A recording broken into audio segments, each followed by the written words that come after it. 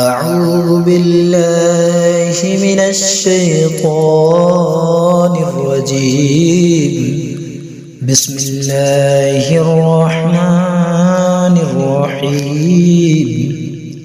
إذا سلسلت الأرض سلسالها وأخرجت الأرض أثقالها وقال الإنسان ما لها يومئذ تحدث أخبارها بأن ربك أوحى لها